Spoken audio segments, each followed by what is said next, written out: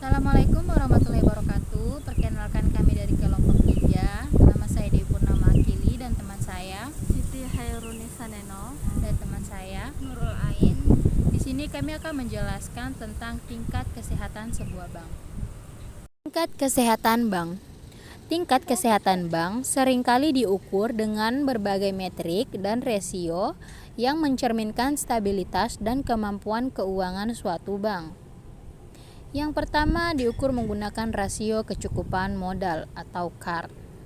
Ukuran keuangan yang digunakan dalam perbankan untuk mengevaluasi seberapa besar modal suatu bank dalam kaitannya dengan resiko-resiko tertentu yang dihadapi.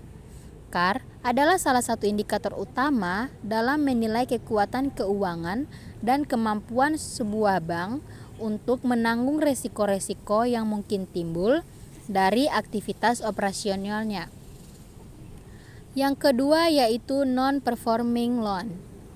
Rasio non-performing loans atau NPL adalah indikator yang digunakan dalam industri perbankan untuk mengevaluasi kesehatan portofolio kredit suatu bank. NPL mengacu pada bagian dari pinjaman yang tidak dibayar oleh peminjam dalam jangka waktu yang telah ditentukan. Biasanya karena peminjam mengalami kesulitan keuangan atau gagal membayar pinjaman tepat waktu.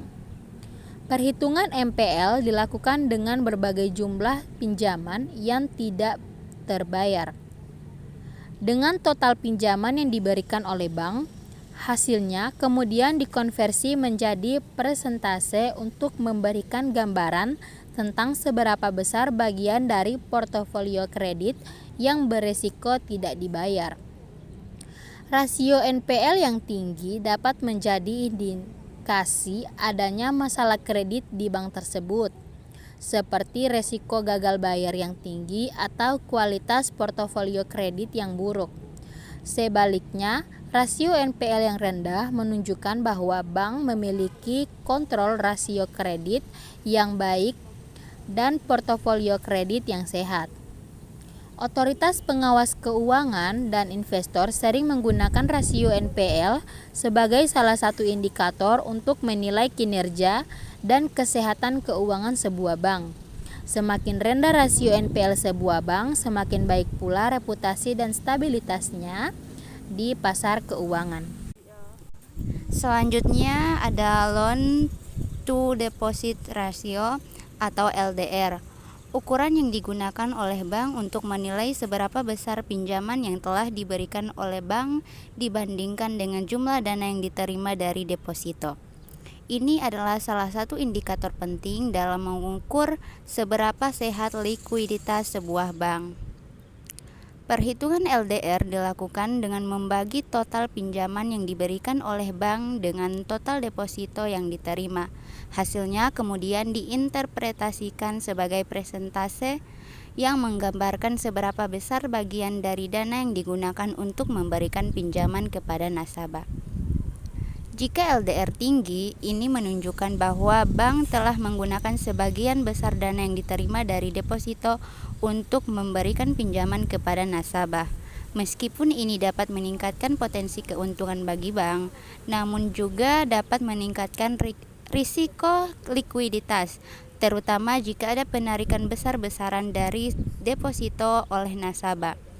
Sebaliknya, jika LDR rendah, bank mungkin memiliki lebih banyak dana yang tersedia untuk meminjamkan, tetapi mungkin tidak memaksimalkan potensi pendapatan dari bunga. Otoritas pengawasan keuangan dan investor sering menggunakan LDR sebagai salah satu indikator untuk menilai risiko likuiditas sebuah bank. Semakin seimbang LDR sebuah bank, semakin baik kemampuannya untuk mengelola risiko likuiditasnya. Selanjutnya ada net interest margin atau NIM.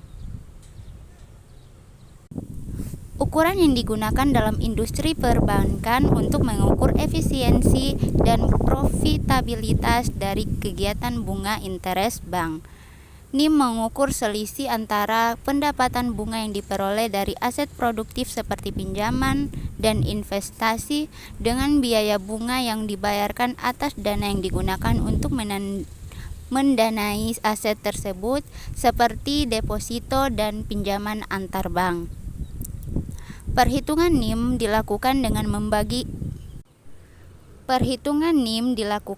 membandingkan total pendapatan bunga dengan total biaya bunga. Kemudian selisihnya dibagi dengan total aset produktif yang dihasilkan oleh bank. Hasilnya diinterpretasikan sebagai persentase yang mencerminkan margin bunga bersih yang diperoleh oleh bank dari aktivitas perbankannya. NIM yang tinggi menunjukkan bahwa bank dapat menghasilkan pendapatan bunga yang lebih besar daripada biaya bunga yang harus dibayarkan, yang mengindikasikan tingkat profitabilitas yang baik. Sebaliknya, NIM yang rendah dapat mengindikasikan bahwa bank mungkin menghadapi tekanan profitabilitas karena biaya bunga yang tinggi atau pendapatan bunga yang rendah. NIM adalah salah satu indikator kunci yang digunakan oleh otoritas pengawasan keuangan dan investor untuk menilai kinerja keuangan sebuah bank. Semakin tinggi NIM, semakin baik profitabilitas bank tersebut.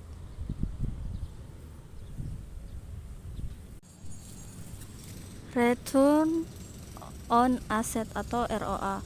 Return on Assets atau ROA adalah rasio keuangan yang digunakan untuk mengevaluasi profitabilitas sebuah perusahaan atau entitas bisnis termasuk bank. ROA atau ROA mengukur seberapa efisien sebuah perusahaan dalam menghasilkan laba dari aset yang dimilikinya.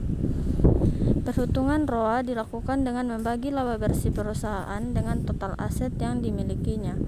Laba bersih biasanya diambil dari laporan laba rugi, sedangkan total aset dapat ditemukan di neraca.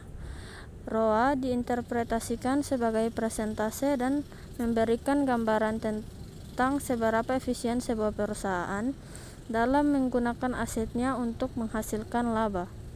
Semakin tinggi ROA, semakin baik kinerja perusahaan dalam menghasilkan laba dari setiap unit aset yang dimilikinya.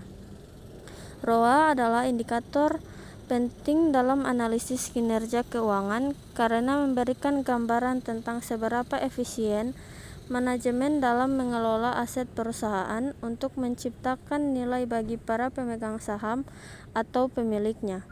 Perusahaan yang memiliki ROA yang tinggi cenderung lebih efisien dalam penggunaan asetnya dan memiliki potensi untuk memberikan pengembalian yang lebih baik bagi para pemegang saham. Rasio likuiditas. Likuiditas perbankan mengacu pada kemampuan sebuah bank untuk memenuhi kewajiban keuangan yang jatuh tempo tanpa mengalami kesulitan atau gangguan yang signifikan. Ini mencakup kemampuan bank untuk membiayai kebutuhan operasionalnya, memenuhi penarikan dana nasabah, serta membayar kembali pinjaman dan utangnya sesuai jadwal yang ditetapkan.